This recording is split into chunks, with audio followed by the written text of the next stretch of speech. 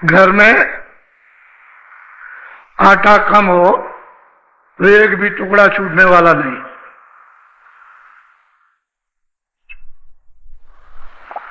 उसमें बड़ा आनंद है और भरपूर रहता है तो बर्बादी। पहले गृहस्थ आश्रम में ये नियम था, अब भी है, कि माताओं ने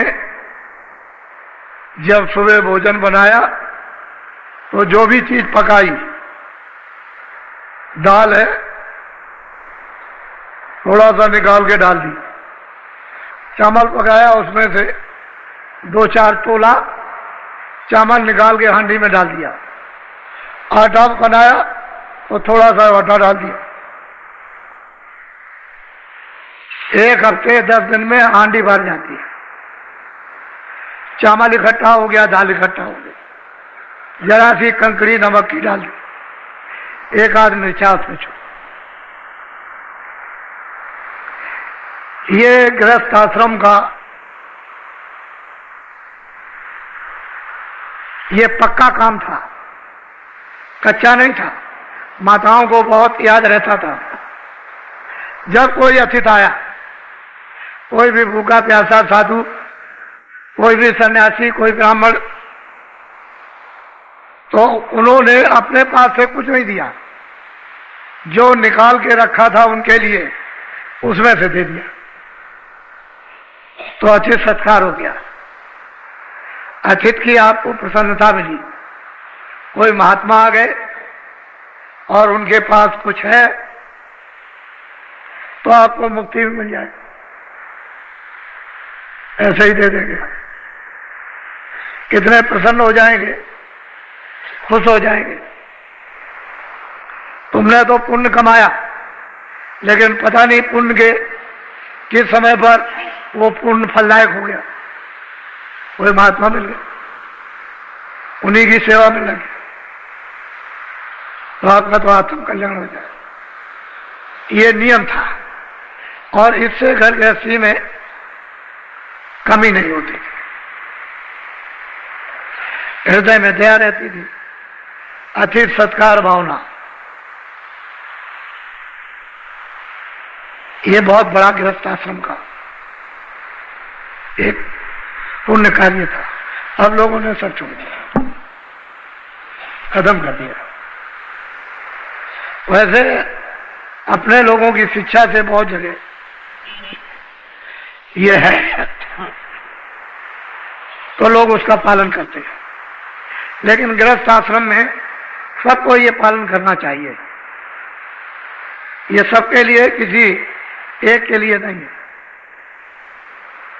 तो पता नहीं कहाँ उस पुण्य का सुजोग सही सही बैठ जाए कि आत्मा मुक्ति पहुंच पा जाए।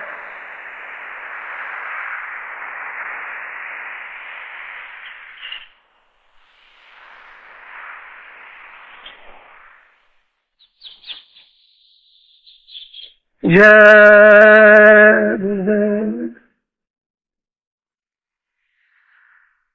जय गुरुदेव, जय गुरुदेव, जय गुरुदेव नाम कृष्ण, जय गुरुदेव नाम कृष्ण, जय गुरुदेव नाम कृष्ण।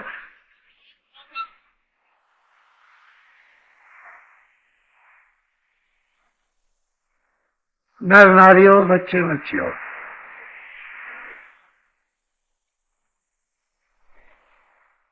आप सभी नर नारी किसी भी जाति या संप्रदाय के हैं, शराब मत पियो, दारू पीना छोड़ दो, ये आपके हित में होगा। और किसी भी पशु पंछी के मांस को मत खाओ, इसमें जीव हत्या यदि आप करोगे तो लग जाएगी। जिन्होंने ये काम किया उनको लग गई, और वो जीव हत्या छूट नहीं सकती। उस जीव हत्या का कठोर से कठोर यानी दंड, सख्त से सख्त सजा, उसे कोई नहीं छुड़ा सकता। अगर कोई छुड़ा सकते हैं तो सत्पुरुष संत तो छुड़ा सकते हैं, उनके पास तो छुड़ाने का पूरा अधिकार है। लेकिन और किसी तरह से भी ब्रह्मा विष्णु महादेव चाहे तो नहीं, ईश्वर और ब्रह्म चाहे तो नहीं छुड़ा सकते। ये जीव हिंसा हत्या भोगनी पड़ेगी। तो मेरी ये आपसे सबसे प्रार्थना है कि उधर से मुख मोड़ो और अनाज, साग, सब्जी, फल, दूध, घी इत्यादि इत्यादि बहुत व्यंजन है, बहुत प्रकार के फल है, इनका सेवन करो तो मन, बुद्धि, चित्त ये पवित्र रहेगा। और इनसे काम, क्रोध, लोभ, मोह, अहंकार ठंडा रहेगा। ये चीजें सब उत्तेजित है।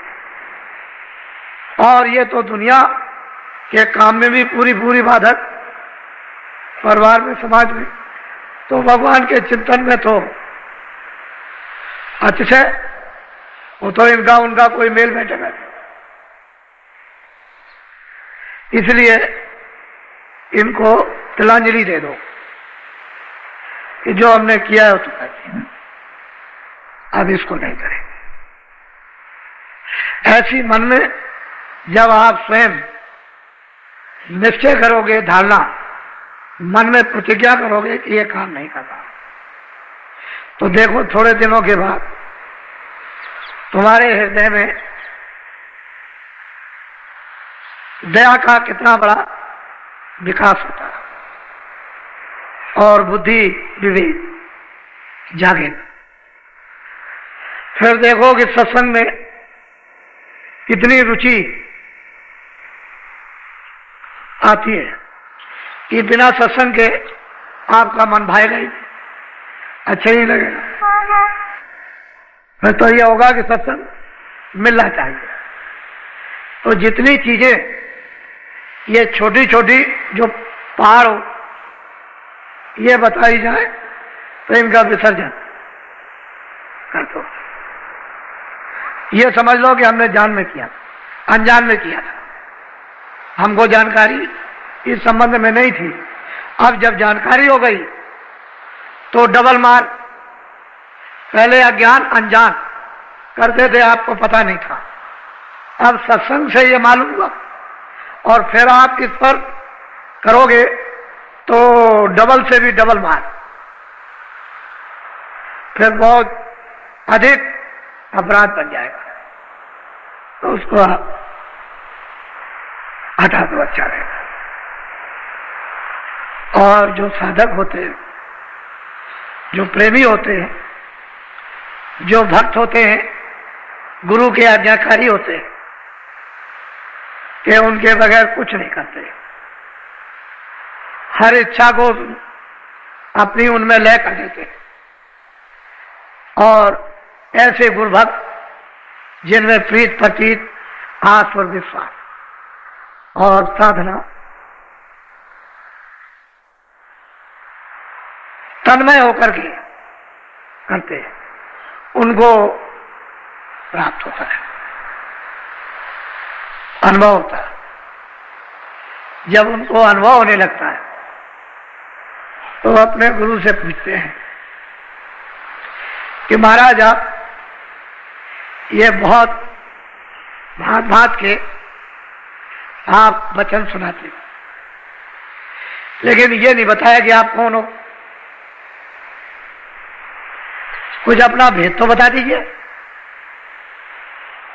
कि आप है कौन। और क्या चाहते हैं हमसे? हमारे ऊपर इतना दबाव क्यों डाला? यदि जोर दिया जा रहा तो बहुत प्यार से वो भक्त वैसे जगी हुई सूरत है, सो नहीं रही, जाग गई। पूछती है कुछ अपना भेद बताइए जिसमें हमारा भी हित होगा और ये बेचारे जितने भी हैं इनका भी कल्याण हो जाएगा। तो भक्त अपने स्वामी से ऐसा प्रश्न करते हैं जो सबके लिए हो, किसी एक के लिए नहीं, सब को लाभकारी। तो आज थोड़ा सा भक्त का प्रश्न और स्वामी का उत्तर वो आपको बताया जा रहा है। भक्त भक्त ही होते हैं, उन भक्तों की तारीफ महिमा कोई कर नहीं सकता, ऐसे भक्त होते हैं। अब वो जो कुछ भी कहेंगे उसको आप बहुत ही ध्यान देकर और सुनेंगे और बुद्धि से सोचेंगे। बोलो। तब सूरते पूछे एक बाता, स्वामी देव भेद व्याख्याता। उस सूरत में जो जाग गई मनुष्य रूपी मंदिर में, वो पूछती है कि स्वामी आप अपना भेद वर्णन कीजिए, एक ही बात कीजिए, ये अपना तो भेद कम से कम बताइए कि आप चाहते क्या है, क्या हमारे सबके साथ करना चाहते हैं? बोलो। तब स्वामी ने वचन उचारा, मार्ग कायो भेद बता। फिर बड़े प्रसन्न होकर के उन्होंने उस सूरत को उत्तर दिया कि जो तुम पूछ रहे हो बिल्कुल ठीक है। तो उन्होंने बताया कि देखो मैं तुमको सब भेद बताता हूं। मैं चाहता क्या हूं कि जिससे कि जीवों का इन सुरतों का छुटकारा हो जाए, ये काल के कर्मों के जाल से, काल के माया के जाल से निकल के अपने घर में पहुंच जाए, जहां न माया है न काल है, न जहां पाप है न पुण्य है, न अच्छा न बुरा है, न दुख है न सुख है, न वहां जन्म है न मरण है। मैं चाहता हूं कि ये पहुंचे। तो पहुंचेंगे कैसे? ये तो आप वर्णन करते हो, उसका पहुंचने का उपाय सबका क्या है? बोलो। 5 नाम का सुमिरन करो, श्याम से तमें सूरत धरो। कहते हैं एक काम करो कि 5 नाम जो नामदान मिल जाए उसका सुमरन करो। जब तक 5 नामों का सुमरन नहीं होगा तब तक बच्चा कुछ होने वाला नहीं।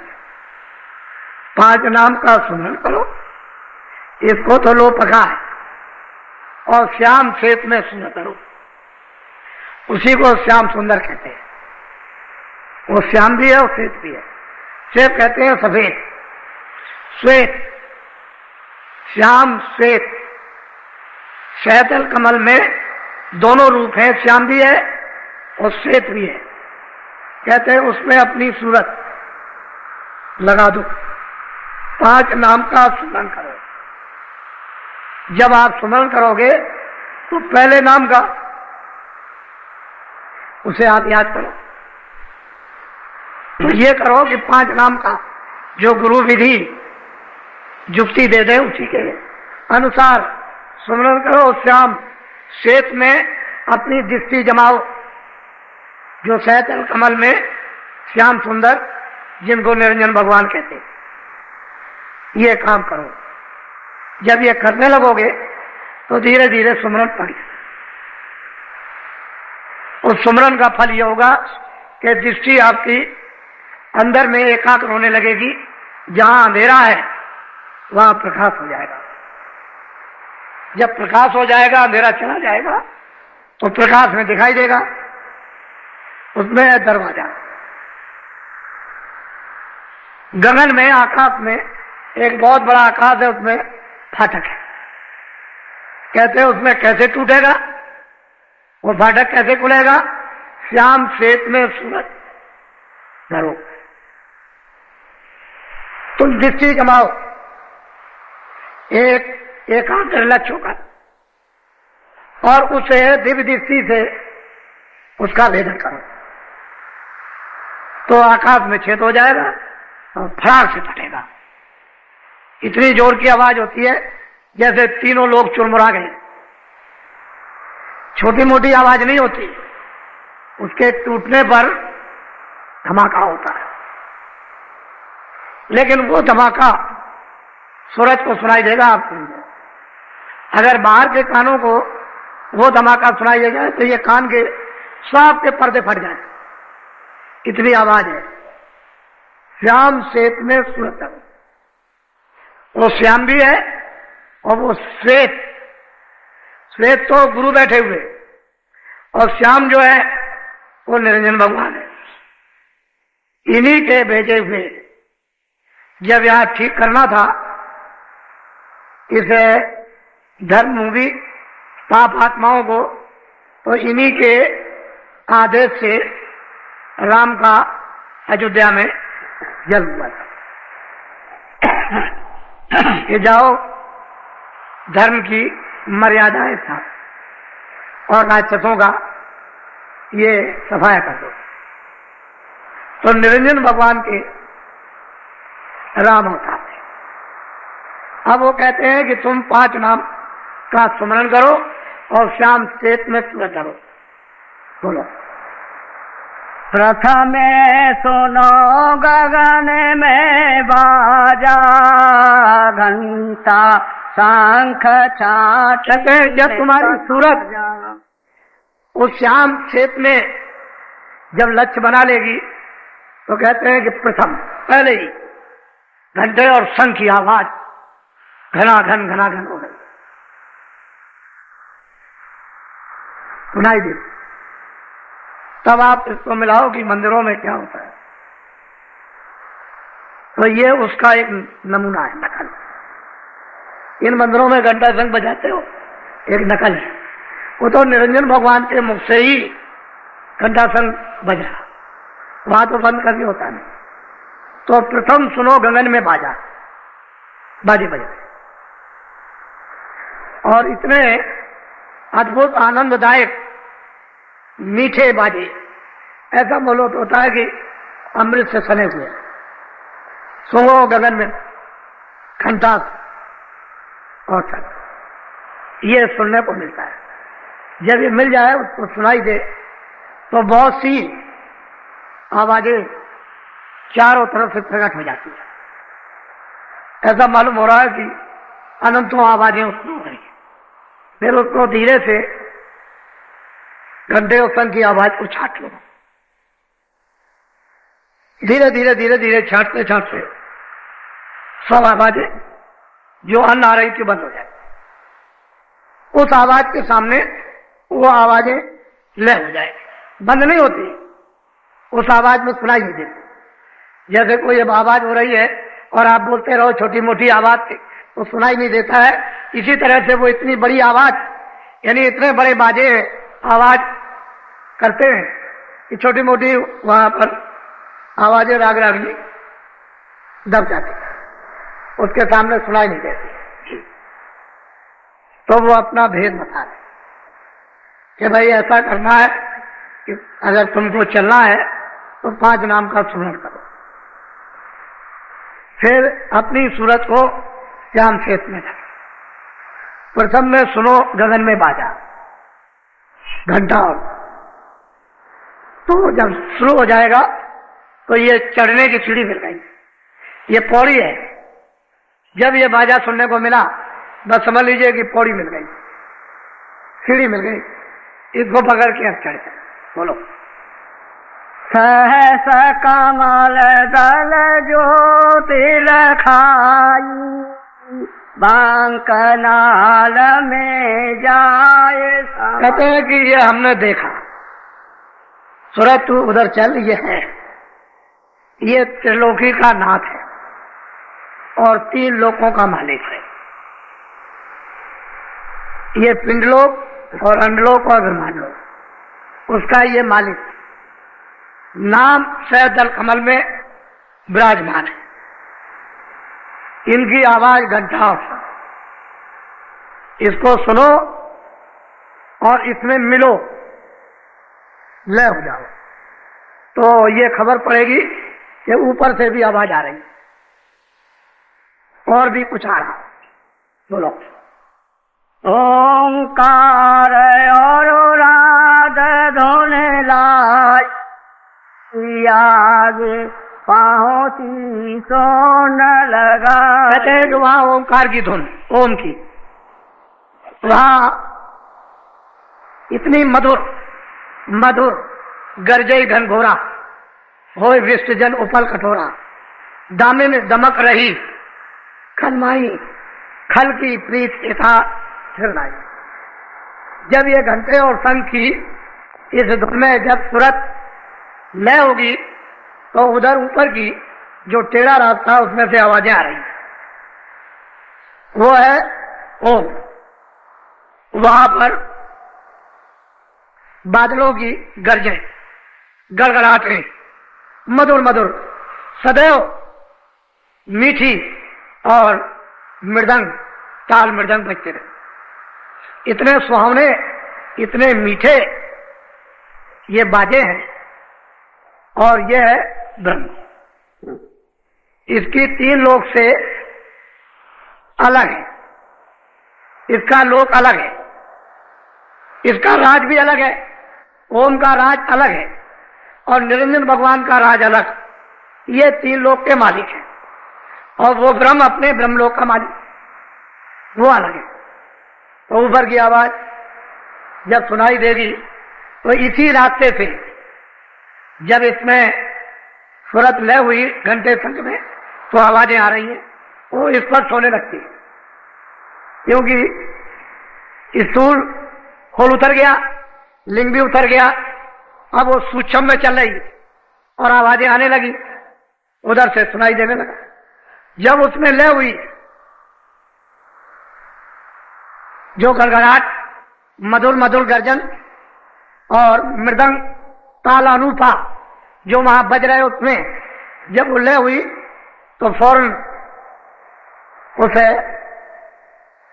ओंकार पद को सूरत यानी प्राप्त जब करती है तो वहां पर एक केंद्र बना हुआ। जैसे ही उसने प्राप्त किया कि ऊपर की धुनें तरह तरह की उसको सुनाई देने लगी और ऊपर में तो कोई खोला नहीं है, बस ये जब सत स्पर्श रूप रसगन जब ये उस धुनी में लय हुई, ओंकार धुनी में बादलों की गरज और मृदंग की, तो फौरन केंद्र पर पहुंच गई और ऊपर से आवाजें आ रही हैं। तो ये सूरत गुणातीत हो गई। अब सब गुणों से नहीं, अब ये किसी गुण के अंदर नहीं है। जल पृथ्वी अग्नि वायु आकाश ये मृतलोक है। 17 तत्वों का जो लिंग शरीर, 10 इंद्रियां, 4 चतुर्थ अंतःकरण मन बुद्धि चित्त और अहंकार और रजोगुण तमोगुण सतोगुण, ये 14 तबक 14 लोक जो स्वर्ग वैकुंठ में वहां इसकी एक सीमा है। आगे सूक्ष्म लोक है 9 तत्व, सत्य स्पर्श रूप रसगन और मन बुद्धि चित्त और अहंकार, ये 9 तत्वों का एक खोल, इसको भी पार कर गई। और त्रिकुटी में 5 तत्वों का शब्द स्पर्श रूप रसगन और कोई चीज नहीं है। जब इसको भी इसने जब पार किया और जब केंद्र पर पहुंच गई तो नीचे खा सब छोड़ दिया। अब यही सूरत जो दोनों आंखों के पीछे बैठ गई, वो ओंकार पद में उनका तो साक्षात कर ही लिया, लेकिन गुणातीत हो गई। अब वो गुणों के अंदर नहीं आ सकती, ना उसको गुण को लेबायमान कर सकते। तो यहीं से जो शुरुआत होती है ऊपर में, वो प्रकृति लोक की होती है। ऊपर में पुरुष है जिसको पारब्रह्म कहते हैं, निरंकार पुरुष जो 10वें द्वार में विराजमान नीचे है प्रकृति, वहां से कृष्ण भगवान भेजे गए थे, इसलिए कृष्ण भगवान गुणातीत थे। लेकिन प्रकृति ने उनको भेजा था काम करने के लिए, यहां वो काम हो नहीं सकता था अगर वो भेजती नहीं तो। उनको भी गुण निपायमान नहीं कर सकते थे, लेकिन जिस काम के लिए भेजा वही काम किया। तो ऊपर में दुनिया सुनाई दे रही तरह तरह की, वो शून्य पथ की आवाजें आ रही, और सूरज जब इससे अलग हो गई तो गुणातीत हो गई। अब वो शब्दमय हो गई, शब्द स्वरूप हो गई। अब उसके खोल तो सब उतर गए, वही खोल तो बीच में मेलोनी का रहा नहीं। तो बस फिर क्या बात, फिर तो जब शब्द रूप हो जाएगी तो एकदम से मिट्टी चली जाएगी। बोलो। आगे पहुंची सो नम जार, रंकार धोने सोनी को। बहुत प्यार से समझा रहे हैं बात को। तो देख रही यहाँ तक, यहाँ के तो तुम हो रही, रास्ता तो चढ़ने का ही है, घर में पहुंचने का। जब उसने उस आवाज को रंकार की तिंगरी सारंगी सुनी तो उसमें लय हो गई। फिर तो उसको सहूलियत हो गई, कोई बंधन नहीं रहा, इधर का कोई चिंता, कोई फिक्र, कोई लगाव, किसी तरह मन को भी छोड़ दिया, बुद्धि को भी छोड़ दिया, चित्त को भी छोड़ दिया, काम क्रोध भी छूट गए, ये सबसे अलग हो गई, प्राण भी छूट गए, सब नीचे रह गए, अपने अपने भंडार में लय हो गए। प्राण प्राण के भंडार में, मन मन के भंडार में, बुद्धि बुद्धि के भंडार में, चित्त चित्त के भंडार में, और 25 प्रकृतियां वो अपने अपने, इंद्रियां अपने भंडार में। ये सब लय होती गई, खाली सूरत रह गई, एक जीवात्मा। अब तो सर्वांग दृष्टि हो गई, आगे भी देखे, पीछे भी देखे, दाएं भी देखे, बाएं भी देखे, नीचे भी देखे, ऊपर भी देखे, चारों तरफ। अब तो मतलब कोई पर्दा नहीं रहा। कहते हैं कि फिर वहां जब ये पहुंची तो निरंकार पुरुष का दर्शन, दीदार। दीदार वैसे तो ये दोनों पके हुए हैं, दोनों पूरे, प्रश्न करने वाला भी पूरा और जो गुरु है वो भी पूरे, दोनों पूरे हैं, उनमें कमी किसी में नहीं। लेकिन अब यह है कि गुरु है। ये प्रश्न क्यों किया गया आपके लिए, जगत के जीवों के लिए? ये कैसे पहुंचेंगे, कहां कहां होकर के जाएंगे? तो वो पता ठिकाना रास्ते का एक संकेत धीरे धीरे दे रहे कि अगर ऐसे ये सूरज चले, 5 नाम का स्मरण करे, ऐसे ध्यान लगाए, ऐसे कामों से भजन करे, तो इस तरह से श्याम से मैं अपनी सूरत को उस रूप में जमाए, और जब दृष्टि एकाग्र हो जाए तो उसका भी साक्षात्कार, ब्रह्म का भी साक्षात्कार, पार ब्रह्म में समाई उनका भी साक्षात्कार। ऊपर सब आवाजें आ रही, बिल्कुल एकदम अलग अलग।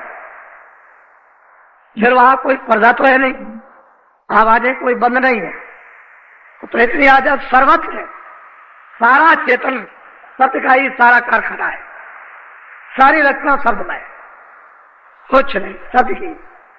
वो चेतन सत्य है, एक प्रकाश है, उसी में से ये निकल रहा। अगर शब्द ना हो तो प्रकाश नहीं होगा। सारी रचना ही पूरी चेतन में है, वहां जड़ का कहीं भी नाम निशान और आवाज वहां। बोलो। केगरी और सारंगी सोनी, मान सरोवर चढ़े चढ़े। कहते हैं कि जब उसने इस आवाज को किगरी सारंगी की सुना तो सुन सुनकर उसके अंदर एक अजीब गरीब खिंचाव है, आगे चढ़ती है। तो वहां मानसरोवर है, और इतना बड़ा सरोवर है कि उसमें कितने ब्रह्मांड जाकर समा जाएंगे, उससे भी बड़ा, इतना बड़ा मानसरोवर। और वो काय का है? अमृत का। अब मालिक ने इस कारीगरियों से उसको ऐसा बनाया, लेकिन उसके इर्द गिर्द चारों तरफ ऐसा मालूम होता है कितने करोड़ लंबा और कितने करोड़ पीछे लंबाई चौड़ाई, और उसके जो घाट बने हुए हैं वो ऐसा तो यहां कोई महल है नहीं, ऐसी तो कोई चित्रकारी नहीं, न ऐसी कोई रोशनी, कोई नाम निशान को। ऐसे घाटों पर असंख्यों उन घाटों पर रूहें स्नान भी कर रही हैं और अमृत पी रही हैं। वो तो दृश्य है।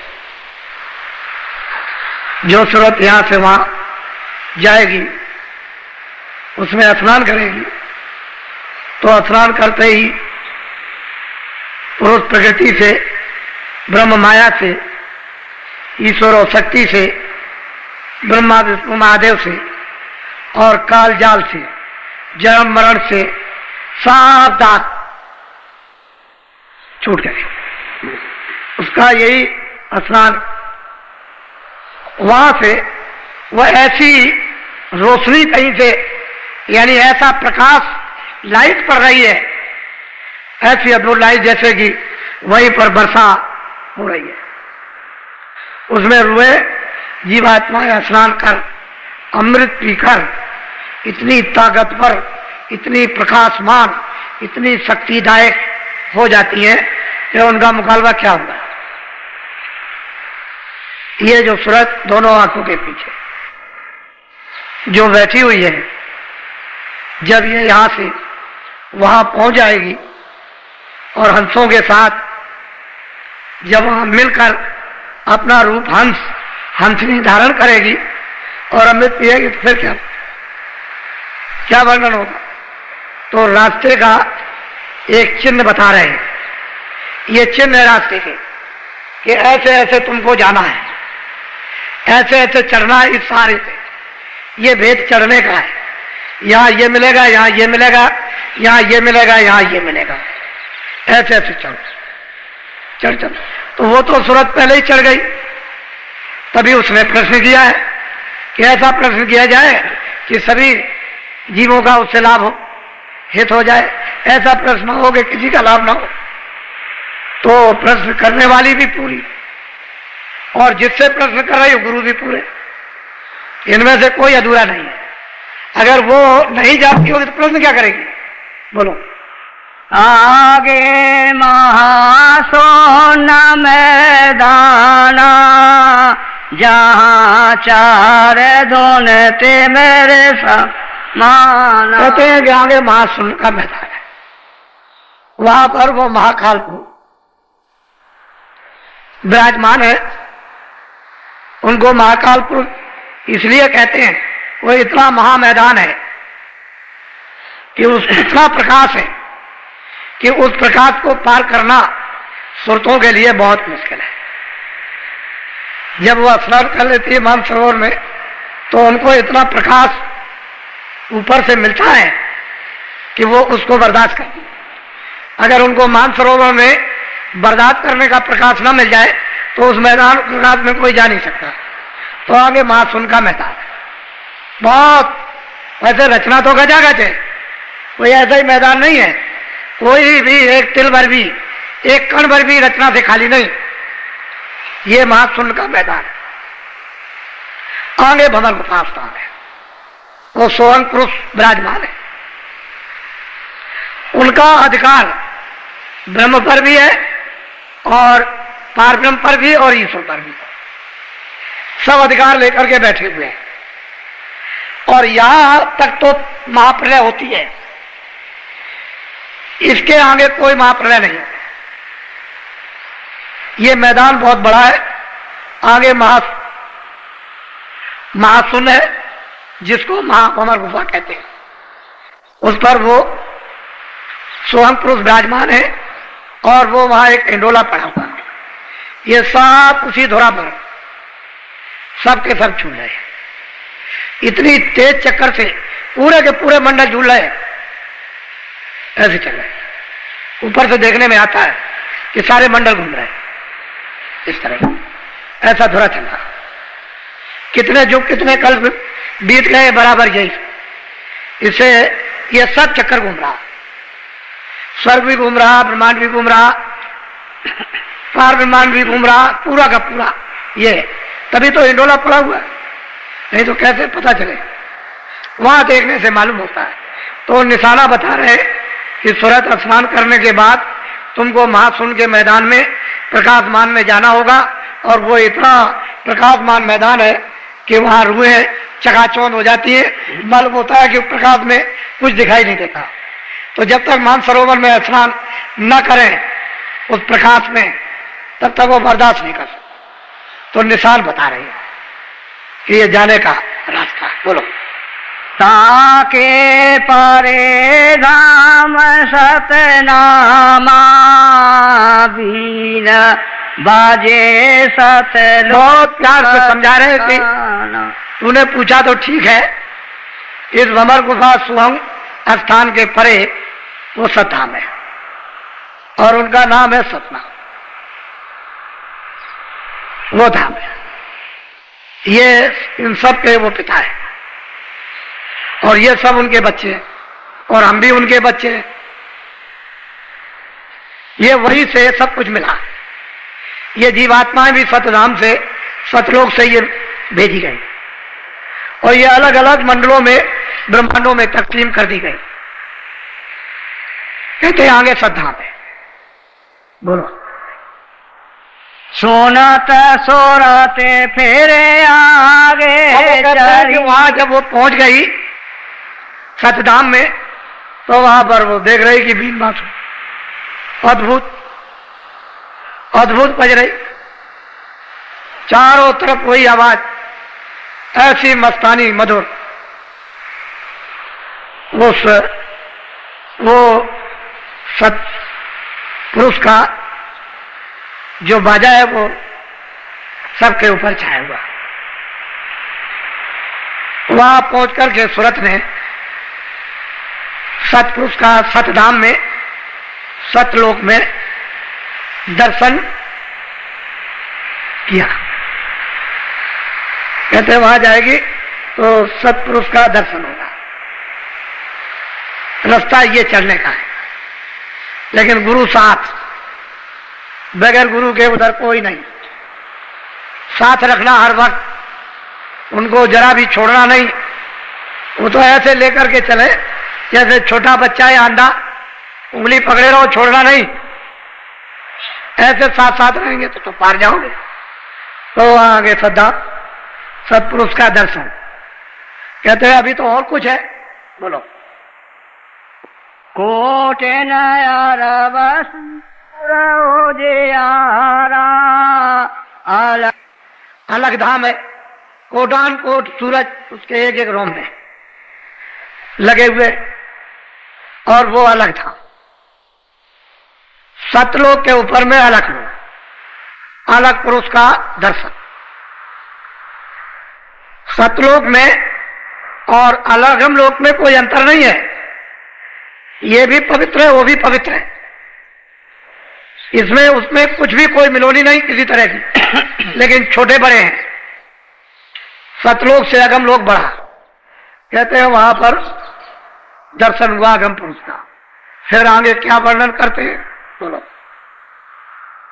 तहाँ से अगम लोक को चली, अगम पुरुष से जाकर। कहते हैं उसके ऊपर में अगम लोक, वहां आगे चलती जाती है। उसकी आवाजें तो यहाँ पर कोई उन्होंने बताया नहीं है कि भाई उसकी आवाजें अगम पुरुष की या अलग पुरुष की। वो तो मतलब है कि वर्णन करने में नहीं आएगी। उसका तो कोई निशान और नमूना यहाँ पर तो किताबों में दिया नहीं, क्योंकि आवाज तो है ही, बगैर आवाज के नहीं। कहते हैं वहां वो पहुंची और अगम पुरुष का भी दीदार और दर्शन किया। ये रास्ता जाने का। लेकिन जब सतधाम में पहुंच जाएगी, सतलोक में, सतपुरुष तो वहां स्वतंत्र है, कोई किसी तरह का बंधन नहीं। आगे चले जाओ, वहां रोक टोक नहीं है, सीधी जाओ। किसी तरह का भी कोई बंधन नहीं। बोलो। ताके आगे रहत अनामी निज घर संतन। अब कहते हैं कि इसके आगे अनामी धाम है, वो सबका मालिक, सबका शहंशाह, सबका बादशाह है। वो मतलब उसके आगे कुछ नहीं, जो वहां गए वो चुप, कोई कुछ बोल नहीं सकता। उसको कहते हैं अनामी धाम, वो अनाम पुरुष। रामायण में लिखा है कि एक अनीय अनामा आगे सच्चिदानंद प्रभु धाम। बहुत अच्छा वर्णन किया उन्होंने। वो कहते हैं कि इस तरह से वो संतों का निज धाम है, वहीं से भेजे जाते हैं। लेकिन ये अनामी पुरुष ने अलग, अगम लोग, अलग लोग और सत लोग, ये तीनों एक रस बनाए रचे हैं। और नीचे की जो रचना हुई है वो सतलोक से हुई। वो सतधाम, उसका नीचे की रचना का कुल्लम कुल यानी कर्ता धर्ता सतपुरुष, उनका नाम है सतनाम। यहां से और आगे तो वो सब एक रस है, उसमें तो कोई बंधन नहीं है। जब सतलोक में सूरत पहुंच जाए तो आगे चली जाएगी। उसको इतना बल, इतनी शक्ति उसके पास, और वहां सतपुरुष की ऐसी मर्जी के आगे जाओ, आगे चली जाती है। अब वहां का जो हाल है वो लिखा नहीं जा सकता। ये तो महापुरुषों ने, कबीर ने, रविदास ने, तुलसीदास ने, मीराबाई ने जो कुछ भी देखा एकमात्र सारे किए, कुछ नहीं। जो वहां यहां कुछ नहीं देखा, इशारा कर दिया बस। अर्वचनीय वचनों में नहीं आ सकता, कलम कागज की स्याही पर अक्षरों में नहीं आ सकता, वही इशारा करते रहिए। ऐसी रचना है, ऐसे रूप है, ऐसा प्रकाश है, ऐसा अमृत है। और वहां जो पहुंचा वो कभी लौट के आना नहीं। एक बार उसकी तो ये मौत जरूर हो गई कि जीवों को, जीवों के भंडार को एक बार दे दिया, और अब जो पहुंच जाएगा फिर कभी ऐसी मौज नहीं। और वो कहते हैं कि भाई काल हमने समझ बूझ के रचा, क्योंकि काल बगैर बनाए लोगों को खौफ नहीं होता। खौफ से ही तो आते हैं। अगर ये चले जाते तो लौट के आते हैं। तो जीव आए तो कितने युग और कितने कल बीत गए, ये इनका देश निकाला हो गया। महाकाल पुरुष, पार ब्रह्म, ईश्वर, इन सबको सतपुरुष ने देश निकाला कर दिया। ये नहीं जा सकते आप। आपके जाने का तो रास्ता रखा है, लेकिन ये अपने स्थान पर रहेंगे, कभी नहीं जाएंगे। इनके जाने की कोई मर्जी नहीं, कोई मौज नहीं है। लेकिन अब क्या किया जाए?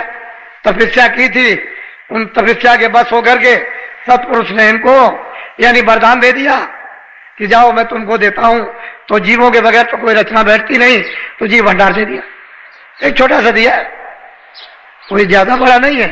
वहां तो सब रूहों की, सभी जीवात्माओं की पूरी गिनती है, लेकिन यहां गिनती नहीं है। वहां तो गिनती से दी गई, और यहां उसकी गिनती नहीं। कागज पर कोई गिनती नहीं कि कितनी जीवात्माओं का भंडार दिया गया। अरे भाई, रुपए की गिनती थोड़ी है कि गिन के दे दिया। कभी कभी जब गिनती खत्म होती है तो लोग अपने शब्द एक निश्चित करते हैं कि नहीं ये गिनती मान ली जाए, लेकिन वहां तो गिनती सबकी है, उसमें नहीं। ये सीधा सरल भक्त के प्रश्न का आपके लिए उन्होंने संकेत में बताया कि भाई मैं तो वहां का रहने वाला हूं, मैं तो इस काम के लिए भेजा गया हूं, आया हूं, और तुम इस तरह से चलो। अब बेचारे काल जाल में यहां फंसे हुए हैं। इनको क्या मालूम है कि अंतर्मुख साधना क्या है? इनको क्या पता है कि ईश्वर क्या है, घंटा घड़ियाल क्या है? इनको क्या मालूम? ये तो यहाँ अंधकार अज्ञान में पड़े, रो रहे, चिल्ला रहे। इनको तो साधना का स्वप्न में भी कभी बात नहीं है कि कोई साधना है, ईश्वर है, भगवान है, कुछ नहीं। लेकिन जब संत आते हैं तो सब विश्वास दिला देते हैं। धीरे धीरे संस्कार डाल डाल करके विश्वास पक्का कर लेते हैं, और जीवों से एक योग बना लेते हैं कि चल पड़े, निकल जाए हमसे। इसीलिए तो जीवों ने उनकी पुष्टि की है। इन संतों को कौन जान सकता कि ये संत है? उनको कोई नहीं जान सकता। वो तो जब तक ले ना जाए तब तक कौन जाने, पहुंचे नहीं तो किसको क्या पता। तो जब वो पहुंच जाते हैं और पूरे हो जाते हैं और देखते हैं कि इन्हीं का सब खेल है, ये यहां भी और वहां भी यही है, इनमें उनमें कोई अंतर नहीं, और वो इसीलिए आए कि देखो मैं तो यहां बैठा हूं, जो रूप उनका यहां वो कोई फर्क नहीं, वह रूप चित्रकारी में नहीं आ सकता। वो काला सांवला नहीं है, वो तो अरूप है। इसलिए आप लोग जो नामदान पा जाओ तो थोड़ा सा साधन करो, कोई बड़ा मुश्किल नहीं है, सरल है, सीधा है।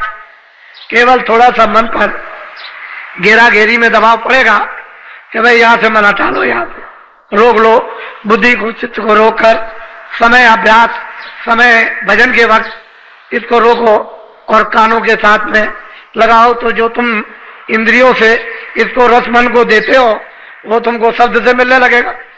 वो तो गहरा रस है, गहरी ठंडक है, गहरी खुराक है। अगर कहीं वो नशा चढ़ गया तो उतरने वाला नहीं। इसीलिए लोग चीखते रहते हैं, कहते भाई इसको क्या हो गया, ये पता नहीं, बदल गया, बदलता ही नहीं। तो उस पर गहरा रंग जब चटक चढ़ जाता है मस्ती का तो बदलता नहीं है। सब चीखते रहो, पछताते रहो, कोई कुछ नहीं कर सकता।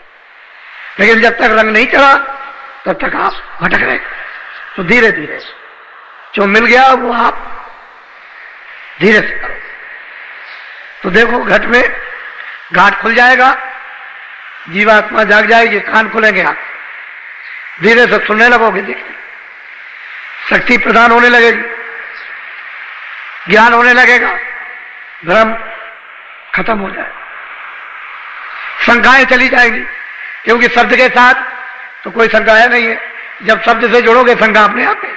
शंका तो अज्ञान है, वहां ज्ञान मिलने लगेगा, शंका किस बात? तो सब गुण है उस शब्द में, नाम में। और नाम जी जब जागे जोगी, तो इसलिए 5 नाम का सुमरन करो। वो आपको बड़ा सरल बताया गया कि सुमरन को पहले पका लो, और जब ऐसे ध्यान पर बैठो तो जरा सा शरीर को थोड़ा सा भूलो, 10 मिनट 15 मिनट के लिए ऐसे बैठ करके जरा भूलो। जब शरीर को थोड़ा सा जब भूलने लगोगे और मन बुद्धि चित्त ये जीवात्मा के आंख के सामने जब साथ देगी तो इधर से सब बुलावा शून्य होने लगेगा। आपके विचारों में कोई चीज याद नहीं रहेगी। इसको कहते हैं शरीर भूला। जैसे ही बुद्धि मन और चित्त सूरत के साथ काम करने लगे कि आप ये चीजें भूलने लगे, और उधर शब्द काम करने लगेगा, तो ये सूरत मन दोनों शब्द को पकड़ लेंगे। तो ये आसानी से जुक्ति लेकर के काम कर डालो, इसमें ढील मत करो। अब दया तो मालिक की आपको मिलेगी हर तरह से, और उस दया को समझदारी से ले ही लेना चाहिए, ताकि बाहर भी और अंदर भी काम कर जाए। अंदर तो उसका स्थान बना लो, फिर बाहर भी काम आ जाएगी। कोई चीज जमा तो करो, जब ज्यादा अफरात हो जाए तो किसी और के भी काम आ जाए। फिर महात्माओं के पास तो भंडार होता है, उनके पास तो कुछ खत्म होने वाला नहीं कि उसमें से कुछ घट जाएगा, घटेगा कुछ नहीं। वो तो जैसा उचित है आपको समझेंगे वैसा ही काम करते हैं, जिससे आपका लाभ फायदा हो जाए और दोबारा पुनः ये जीवात्मा वापिस लौट करके न जाए और चढ़ चले। तो यहाँ घर आपका नहीं है, ये है परदेश। आज होगा अभी नामदान। कुछ लोग नए भी आ गए जो ये इच्छा लेकर आए हैं कि भाई 7 दिनों का साधना कार्यक्रम, इसमें नामदान होगा, तो चलो नामदान ले आए। 2 दिन सत्संग सुनेंगे, कुछ वहां करेंगे भी, समझेंगे भी, कुछ याद भी कर लेंगे, फिर घर लौट करके प्रतिज्ञा करके दृढ़ता ले करके कुछ करेंगे, कुछ चलते चलाते कुछ अपना भी भला हो जाए, नहीं तो दुनिया की ये मुसीबत तुम्हारे कर्मानुसार जो बादलों की तरह से छाई जा रही है और उसकी आभास आप सब लोगों को मालूम होने लगा कि आगे तकलीफ आने वाली है। सही बात है, तकलीफ आने वाली। वो कोई महात्मा का श्राप तो नहीं है कि भगवान ने आपको श्राप दे दिया, ये तो सब कर्मों का खेल होता है, उससे ये तकलीफ है। आत्मा चाहते हैं भाई किसी तरह से तुम बच जाओ, ऐसे धीरे से निकल जाओ, तकलीफ है बगल से निकल जाओ। और तुम अगर नहीं जानोगे, नहीं निकलोगे तो सीधे तकलीफ में कूद पड़ोगे, तो तकलीफें आपको चाट जाएगी, भस्म कर देंगी, तो वैसे ही रह जाएंगे। चले जाओ। दुनिया को रोते चीखते चिल्लाते तो समय काल, उस समय लोगों ने, योगियों ने, ज्ञानियों ने, सबने देखा, अभी देख लेंगे, उसमें बात क्या है। तो आप नामदान ले लो। इसमें दो बंधन है, एक तो नशीली चीज जो बुद्धि को पागल करती है, बीड़ी तंबाकू नहीं, हुक्का। इसलिए आपको ये कहा जाए कि खाना मत खाओ, कपड़े मत पहनो, काम मत करो, बच्चों में मत रहो, तब कहो। खेती करो, दुकान करो, दफ्तर करो, दवा लो, आप कपड़े पहनो, खाना खाओ, 100 बार, बच्चों की सेवा करो, अतिथि सत्कार उनका करो, आपका वो करें सबका। सही बात में तो समय बच जाए तो मजे कर, यही तो कहा जाता है। जब कोई काम ना हो तब कर लो, उतना तो समय आते हैं। अगर नहीं देते हो तो तुम झूठे हो। तुमने गर्भाशय में वादा किया था कि अब की बार मुझे इसे काल कोठरी से निकाल दीजिए, महान वेदना हो रही है, मैं आपका जरूर बदल दूंगा। तुम बड़े वादा खिलाफ निकले, बड़े झूठे निकले कि तुमने अभी तक शुरू नहीं किया, इतनी प्रतिज्ञाएं करी, एक भी पूरी नहीं की। फिर वो पूछेगा कि तुमने प्रतिज्ञा की थी और ये पूरा क्यों नहीं किया, तो क्या जवाब दोगे उसके सामने? उसने तो काया दी, इसके लिए थोड़ी दी एक बुरे काम करो, अच्छे काम करने, अच्छे काम करो। बुरा करोगे तो वो सब पूछेगा, मुजरा लेगा, सब ले लेगा, छोड़ेगा कुछ नहीं। अच्छा काम करो जो फिर कुछ मांग ना सके, तो आप इसको समझ लो नामदान नहीं। जो कुछ भी आप, आज भी लोगों ने मुझसे कहा, नए लोगों ने, कि मैं भजन पर, ध्यान पर बैठा था तो मुझे कुछ सुनने को, कुछ देखने को मिला। हमने भाई छुपा के रखना, ये तो दरवाजा सच्चा है, रास्ता सच्चा है, वेद सच्चा है, नाम सच्चा है, उपासना जो कराई जा रही सच्ची सनातन है, उसमें कोई गलती निकाल नहीं सकता। तो जब दरवाजे पे बैठोगे तभी तो होगा। तो बताना नहीं, सब अजब कर। हमको तो बता सकते हो, क्योंकि हमको नहीं बताओगे तो आगे रास्ता कौन बताएगा। आप अपना बताओगे, मैं आगे रास्ता बताऊं। तो मुझे बड़ी खुशी हुई, बहुत प्रसन्नता हुई कि लोगों ने नामदान लिया और बैठ के कुछ थोड़ा बहुत तो मालूम हुआ कि हमारे घट में कुछ है। और तुम करोगे, जब कुछ समय लगेगा, करोगे, कुछ देर हो जाएंगे तो अपने आप सामने आ जाए। तो बहुत होशियारी से नाम ले लो। यह है मंत्र, दीक्षा, गुरु मंत्र, इसको कहते हैं नामदान। अब वो दीक्षा गुरु मंत्र नहीं है, उपदेश में नामदान, और ये सर्वोपरि दान है, इससे बढ़कर के कोई दान। तो ये दान आप ले लीजिए।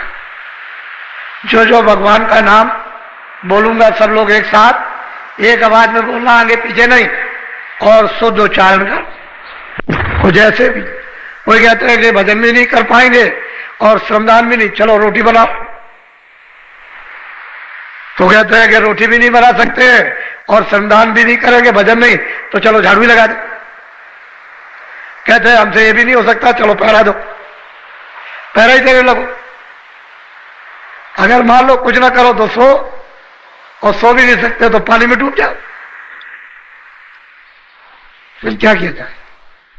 जब कुछ ही नहीं कर, अब कुछ ना कुछ तो ये जो श्रमदान, झाड़ू लगाना, पानी ये पिलाना और ये उठाना बैठाना ये सेवा करना, ये मट्टी फेंकना, तो असल में बात यह है, इस सेवा का फल यदि आपको सोच कर चाहते हैं कि आपको आत्मा का मिल जाए, तो आप तो कुछ समझते नहीं, ऐसे वैसे हमको क्या पड़ेगा, लेकिन नहीं, कुछ ना कुछ करा करके आपको जगाना है, क्योंकि आप बहुत सो गए, बहुत सुस्त हो गए, मन आपका बिल्कुल मर चुका, परमार्थ का नाम निशान को नहीं, जरा सा भी उसमें अंकुर नहीं है।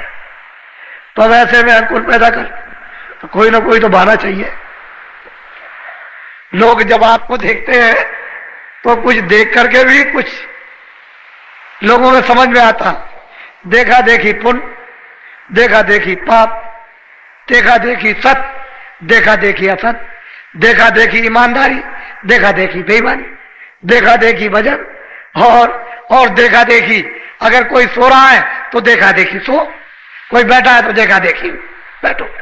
तो कुछ ऐसी चीजें होती है कि वो देख करके तो लोग देखते हैं ये सब, फिर कहते हैं अरे भाई इन्होंने तो 50 डलिया डाली, अरे भाई मैं भी कुछ पुण्य कमा लूं, तो वो भी 4 डलिया डाल देते हैं।